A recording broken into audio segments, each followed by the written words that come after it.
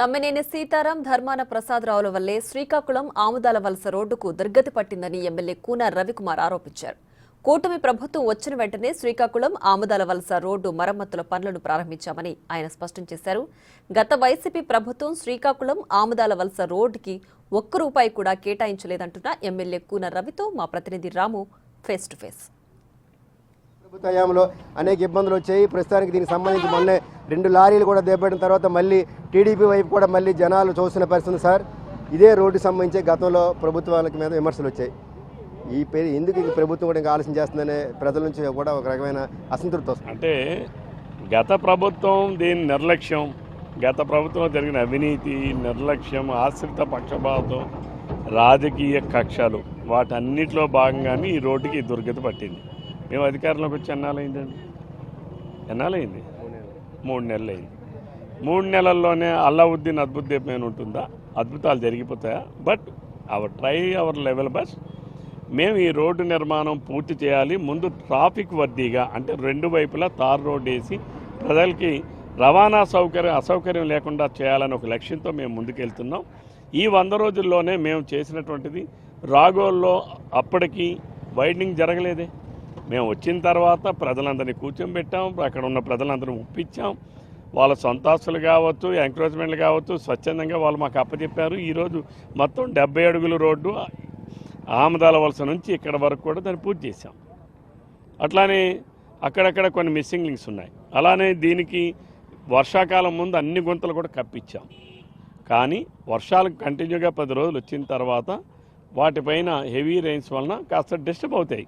ఎందుకంటే 50-60 టన్నుల కెపాసిటీ ఉన్నటువంటి లారీలు వెళ్తున్నాయి. దానికి కారణం ఒరిస్సా నుంచి ట్రాఫిక్ అంతా ఇటే వస్తుంది. అటు సాలూరు వైపు వెళ్ళేటటువంటి దానికి ఒక బ్రిడ్జి పోయింది కాబట్టి అటు ట్రాఫిక్ వెళ్లకుండా మొత్తం అన్నీ ఇటే వస్తున్నాయి. దానివల్ల హెవీ లోడ్స్ రావడం వల్ల కొంత ఆ గుంతలన్నీ కూడా డిస్టర్బ్ అయినాయి. మొన్న ఒక 2-3 రోజులు ప్రజలు తీవ్రంగా ఇబ్బంది పడ్డారు. మేము ఈ లోపటిగానే దాన్ని బీటీ వేయాలని కాంట్రాక్టర్గా సహకరించి బీటీ కూడా తెప్పించాం.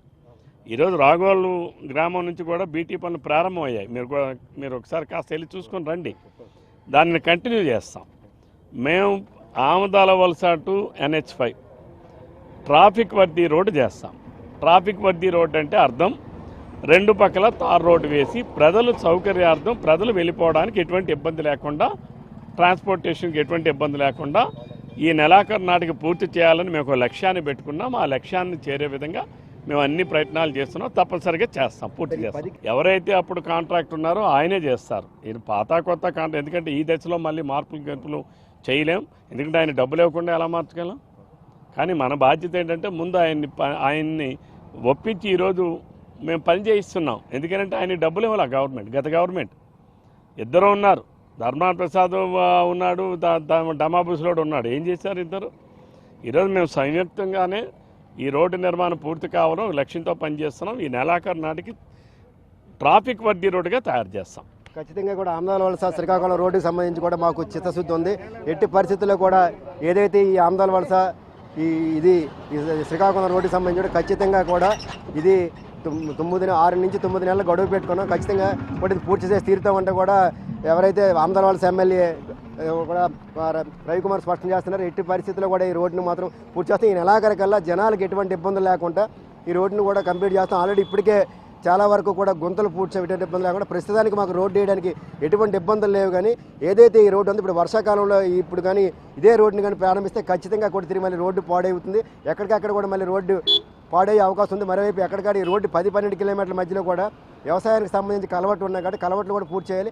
ఇదే సమయంలో కానీ కలవట్లు కానీ పూర్తి చేస్తే వ్యవసాయానికి ఇబ్బంది అవుతుంది, సాగునీరుకి ఇబ్బంది అవుతుంది. కాబట్టి ఒక ప్రజలకి రైతులకి ఎటువంటి ఇబ్బంది లేకుండా ఒక పద్ధతి ప్రకారం మీరు రోడ్డును పూర్తి చేయాలని చూస్తున్నాం. ఖచ్చితంగా కూడా ఇది ఎట్టి పరిస్థితుల్లో కూడా ఈ ఏడాదిలోపు ఒక 6 నుంచి 9 నెలల లోపు ఖచ్చితంగా కూడా ఒక 70 అడుగుల తార్ రోడ్డును తార్ రోడ్డుని నిర్మించాలనే ఒక లక్ష్యంతో కూడా మా ప్రభుత్వం ఉంది.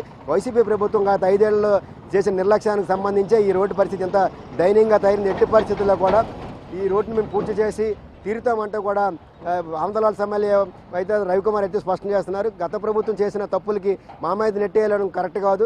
గత ప్రభుత్వంలో చేసిన తప్పుల వల్లే ఈ రోడ్డుకి దీనస్థితి వచ్చింది. మరోవైపు 30 మంది పైగా ప్రయాణికులు మరణించారు. ఖచ్చితంగా మేము ఆ పరిస్థితి రానము. మేము ఆల్రెడీ కూడా ఆంధ్రవలస శ్రీకాకుళం రోడ్డుకి సంబంధించి కూడా ఇప్పటికే గుంతలు పూడ్చే పని స్టార్ట్ చేసాం. ఏదైతే పాత కాంట్రాక్ట్ ఉందో పాత కాంట్రాక్ట్నే ఈ రోడ్డుకి తిరిగి ఒప్పించాము. ఆయన కూడా ఆల్రెడీ పనులు ప్రారంభించారు. ఫస్ట్ జనాలకు ఇబ్బంది లేకుండా ముందు ఈ రోడ్డుని ఇబ్బంది లేకుండా పూర్తి చేసి త్వరితగతిన కూడా వీలైనంత తొందరగానే ఈ 10-12 కిలోమీటర్ల రోడ్డుని కూడా తారు రోడ్డు చేసే విధంగా కూడా మేము కృషి చేస్తున్నట్టు కూడా ఎమ్మెల్యే రవికుమార్ అయితే స్పష్టం చేస్తున్నారు. Videos Narayana, big TV news, Srikakulam.